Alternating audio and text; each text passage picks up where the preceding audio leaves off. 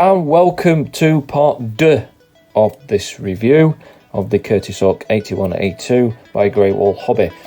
And two things I've got to mention. First one is that this is not going to be quite like the Border Models Stuka one that I did, mainly because that one was glued together and I've not glued this one together. This was going to be a taped together version. Not only that, as well, I'm not going to show my ugly mug on this video.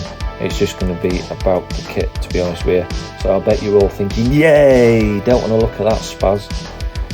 Yeah, totally agree.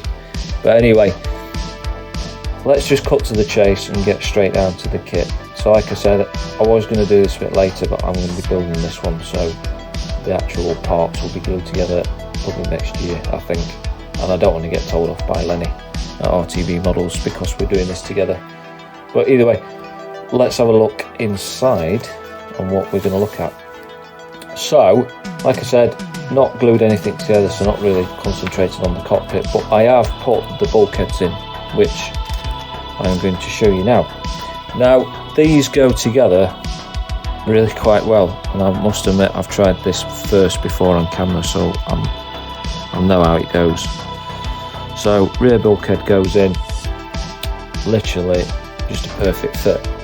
Don't even want to fall out. Next one goes in, and again push fit. Next one in, push fit. These two want to fall out, but either way they are in and they are secure. Fuselage goes over the top. Now you'd assume that some of these might cause a problem or an issue, but the fuselage actually has gone better that time. And again, there's no gap whatsoever at the top. There is gaps at the bottom, there and there, but I'll explain about that in a second. So we'll take that together. So the reason for the gap at the bottom is mainly because you have to, and I think it's mainly because of the injection moulding process, that there is some like swirls or higher spots down the sides, and it does cause a gap, and I put the tape over it like a knob. But either way, make sure that the surface is sanded down all the way around and you'll get better fit. And perfect. Next bit is the front. So I've put this together like so, and I've chucked some tape around it, and as you can see, the actual fit is very, very good all the way around.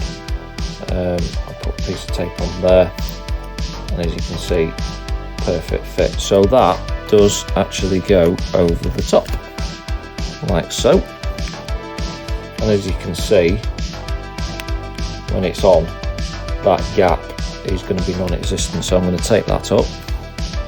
So the next bit to go on is the tail. Now what I've found is that when you glue the two lower halves, so you put the two lower halves to the main upper part like that, you do have a slight gap on this side, which I'll show you now. So when it goes on, as you can see, if I get it on right, as you can see, there's a slight gap there. So maybe a case of some extra glue in there. Don't want to put too much in there, obviously, because you don't want to melt it too much, or a bit of triple P, and then that'll fix it. So moving on, the vertical part of the tail, what I've noticed is that if you, and it's slightly rounded I think, or at least it's rocking, so one thing that I have started to do is sort of scrape this edge down and make it flatter, because when it goes on like so, it has a tendency of just rocking, as you can see there. And as you can see, there's a bit of, on the front peg, on the left hand peg there's a bit of material just slightly proud, and it might be causing it to rock. But that is one issue that I've found. Nothing too major though, so we'll take that. So next bit on the build is putting the elevators on, and literally you glue the parts together. I've not put the trim tabs in, they're just a straight fit, and then you just basically click it in. Now obviously there's slightly a bit more to it than that. It does actually go in there quite well, and probably you can glue it in a bit more, but it is posable. One thing I've found though, it droops one side or the other. Might have put it upside down to be honest with you, but either way, that is just that.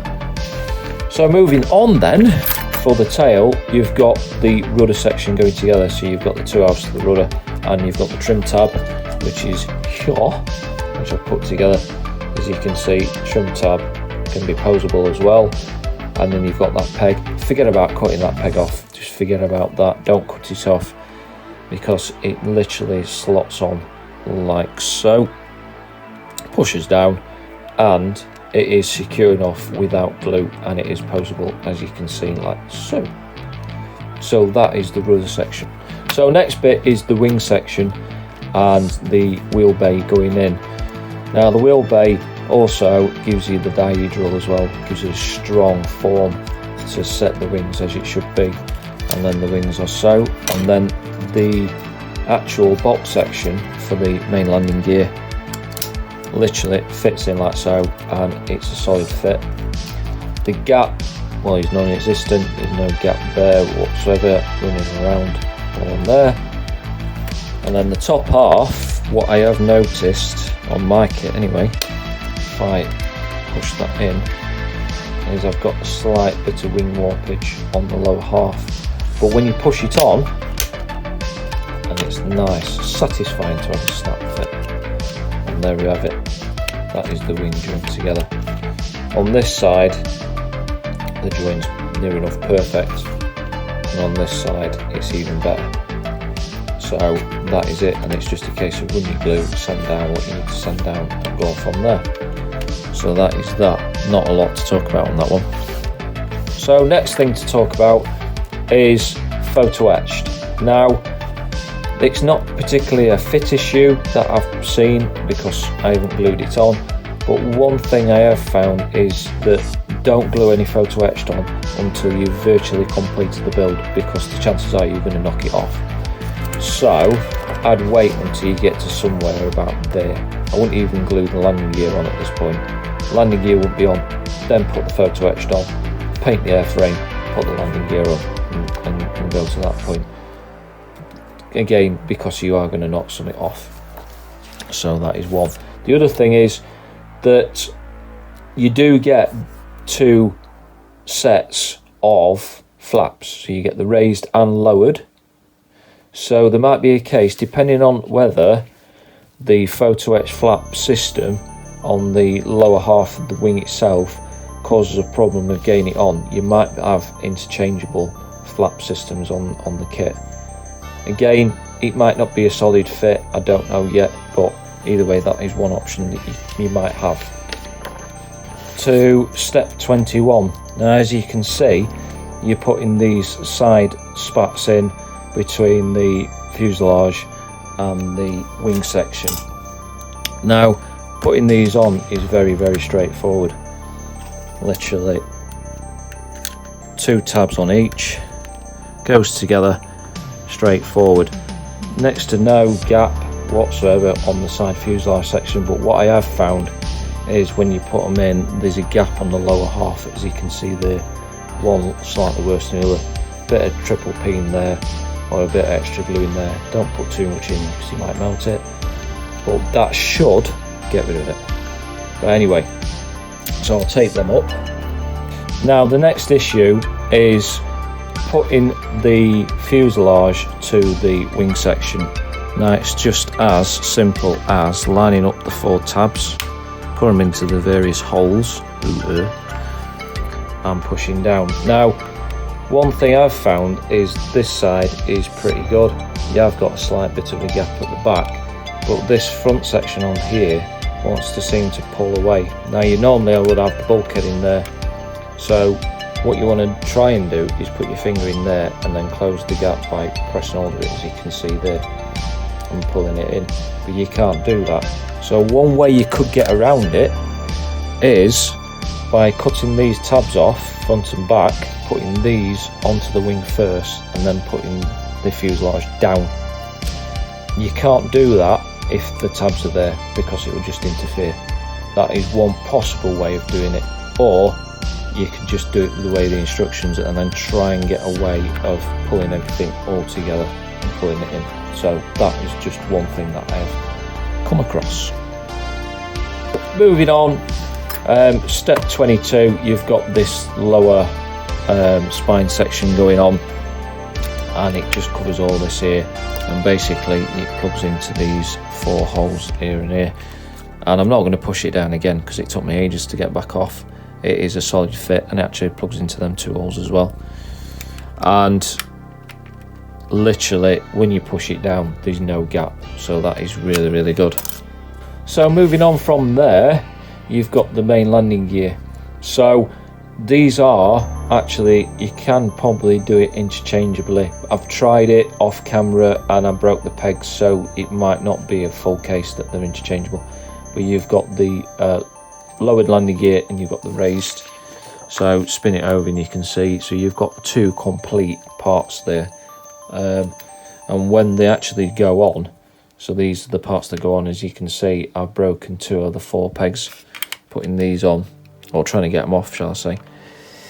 And when they go on, they literally fit without glue.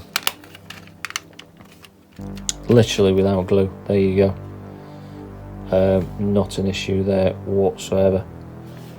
Really, really good parts there. So moving on from here, we've got the front nose section, which is, I must admit, a very nice piece of engineering. Now, I've not done any of the nose section whatsoever, so I've not built the all internals, this, that and the other, but I've built it up to something like that. So I've put D13 on, D21, and both D4 and D3 and G20, as you can see there.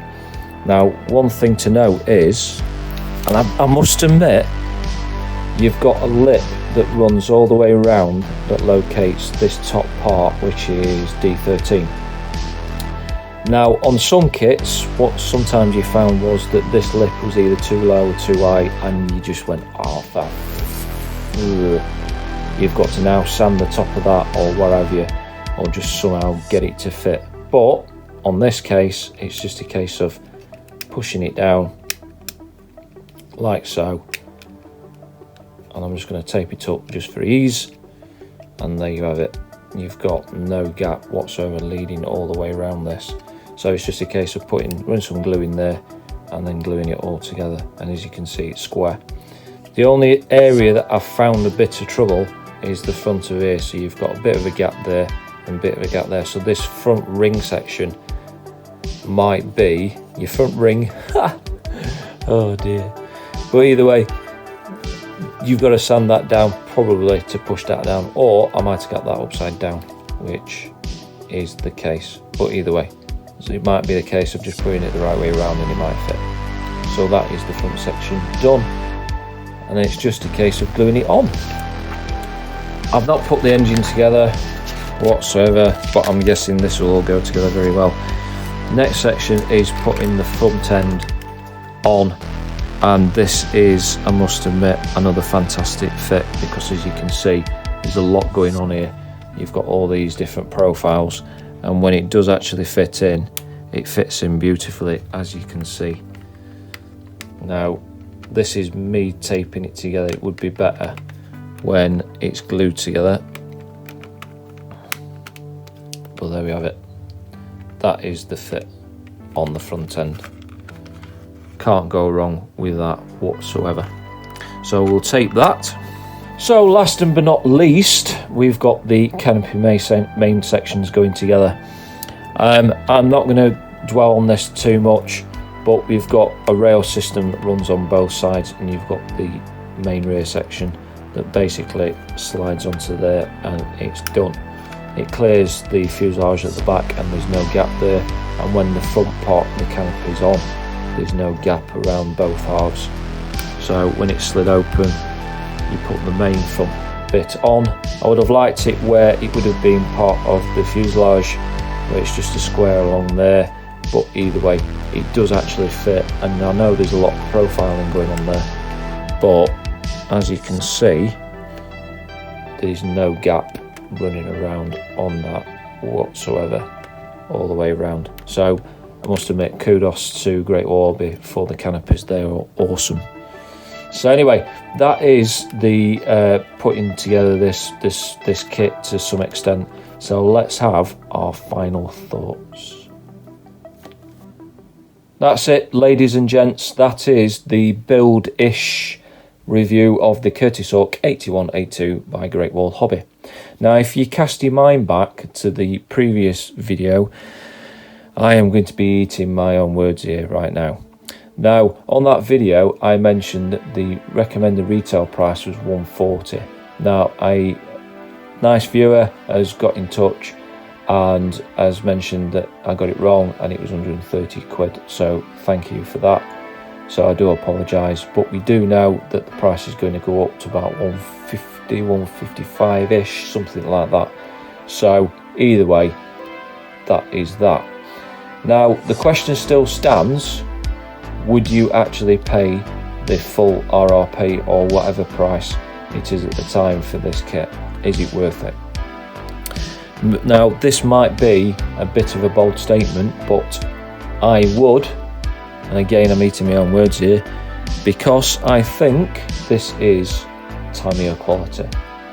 Now, I'm going, obviously you're comparing this to the Tamiya Spitfire in size, but the surface detail is very similar to Tamiya. The plastic is equivalent to Tamiya, and not only that, the fit and finish, especially the fit of the plastic parts, is fantastic. Maybe with the exception of this tail and this fillet ear that might join to the wing section just there, might cause a bit of problem, might not, might just be me being a bit of a pansy. But either way, I do think that is the case, and I strongly recommend to get this kit at whatever price you can get it for, because it is worth it. I mean, how many Tamiya kits do you get that are this sort of size, say the Tamiya Spitfire, that comes with photo etch flaps and this, that and the other, 3D printed gun barrels and, or full machine gun shall I say, and a patch as well. So you do get a lot in the box for this kit for the comparable in price. And Tamiya kits, say the Tamiya Spitfire is about 150 anyway, so it's comparable in price to that. Not only that, I think that this kit is better than Zokimura, not only because the detail is a lot crisper. I'm not saying that the Zokimura kits are crap, but this is slightly better. But also that the detail that you're going to put into this kit, you are actually going to see. You probably might see 100% of it, maybe 95% of it, but you are going to see a lot more than what you get with the Zokimura kits. So again, that is a good option. So again, I just want to say thank you for watching, and I will see you again on the next video. So happy modelling, take care, stay safe and all that. I'll see you again very shortly. Cheers.